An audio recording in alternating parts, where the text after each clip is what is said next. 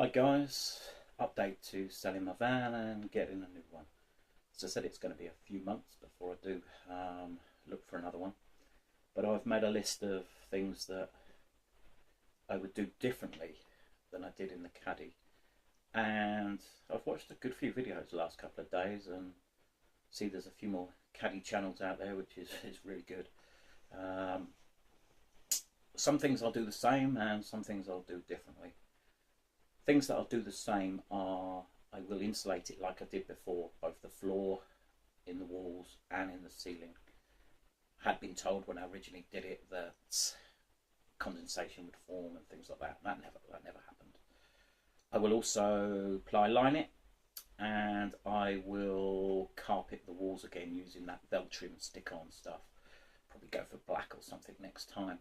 I really like that, and it takes away the echo out the back of the van, so you're not living in a box as much, although you are technically. It doesn't feel like it. So they're things I will do exactly the same. Things that I will do different and want when I choose another van are, I want a swivel seat in the front passenger seat. I want to be able to sit in the passenger seat. I want to be able to slide from the driver's seat across to the passenger seat, sit in the passenger seat and swivel round so that it makes a larger back area. 1/3 of my Caddy van was the front and not in use most of the time. So that's an important thing. There were ways of doing it with a Caddy. You could have just fixed the seat in backwards. And there is a company that do a tilt and swivel to get the seat round. There isn't quite enough room for it to swivel. It has to tilt and swivel for a Caddy. But that was quite an expensive option, and I decided not to go for that. Plus, slightly higher vans, that swivel seat works a lot better. And also, I had my backup battery in the footwell behind the passenger seat, which technically is still there even though it's a van. That's where I had my battery, and that would have needed repositioning and whatever had I played around with the seat in the Caddy. I think a backup battery will go under the driver's seat in a slightly bigger van, so that's what I'll probably go for there. So moving on into the back of the van, the bed, I will make a bed to a good quality mattress. It's important to have a good quality mattress and not a temporary mattress. If you're living on it or sleeping on it a lot, it really does make a difference. And my bed was slightly too narrow, and that's uncomfortable. One thing I won't bother doing is the full sink unit type thing. I found I didn't use that as much as I thought I would. What I will do instead is design some sort of fold down shelf, perhaps on chains or wires, that attaches to the side of the wall, then drops down and gives me a large surface should I wish to cook on it. And then moves up out of the way when I don't want to cook on it. I still want storage space under the bed.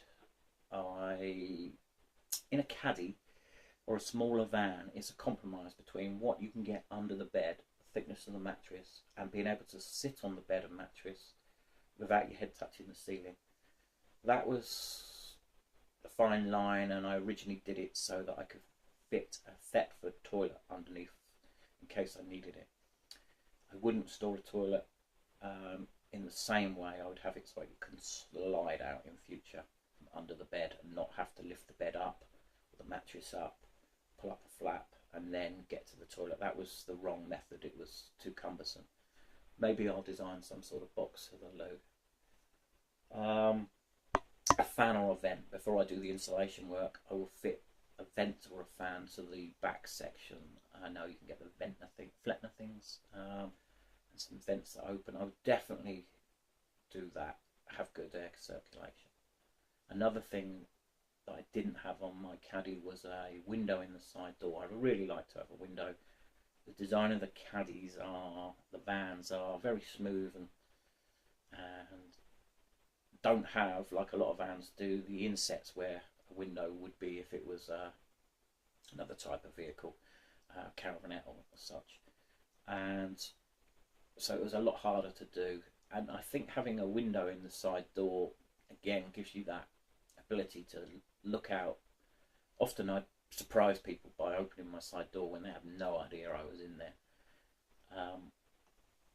And I also had a tailgate, which is not that common on a caddy van, but I would go for... It didn't open from the inside. I'm sure there's something I could have done to make that happen. But I would prefer two doors so that I can open just one door for ventilation.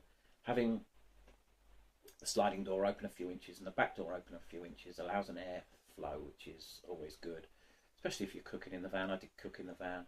Now if I've got a fan that adds to it. What I used to do was have the little wind deflectors above the windows and wind down the passenger and the driver's window an inch or two. You couldn't see they were wound down, and that would allow a little bit of airflow, but not enough. So for storage, again, under the bed, and I've kept all my things for the nets and holding things for the kitchen items and stuff. And one side of the van will still have them. I might even build high lockers if it's a higher van. The side of the bed perhaps might have high lockers to store stuff. It's got to be easy access. I won't go down the gas bottle route. I doubt. I will probably still use the little stoves with the little gas canisters. They were really cheap, and I could store up to 28 of them under and behind the driver's seat in the caddy, so there'll be plenty of room for them.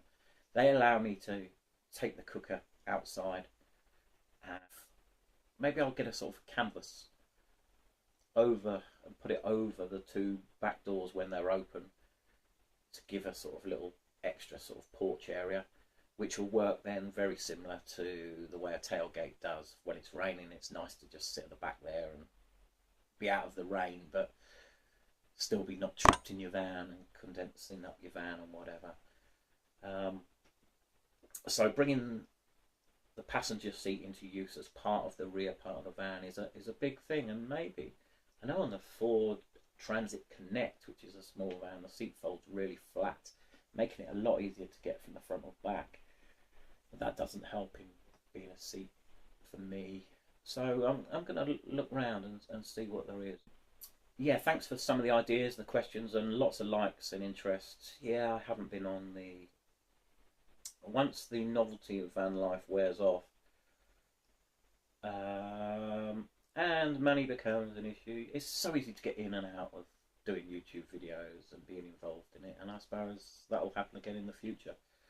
But I'm really excited at designing a new van. I know I can get help. Family have got a nice garage and a drive to do some work on, and my dad's retired now, so he'll be keen to help. I know he will be. He helped me a little bit before with some of the ideas and plenty of tools which he's got. So yeah, I'm a lot more optimistic than I am. I felt a little bit down, I suppose, at the very beginning of this year, not having my van, and my work as a photographer means that I've got a lot of time this time of year, and I'd rather get out and about. So I will keep the videos flowing, even if they're just walking adventures, hiking, a bit of wild camping. I will carry on doing a bit of that. I've already got some plans for that, and it'll be interesting to hear comments. If I'm not subscribed already to your channel, let me know, and I'll subscribe. If you've got a good van video, I found a couple in the last couple of days. One, a great little caddy I've just seen, and that's been converted.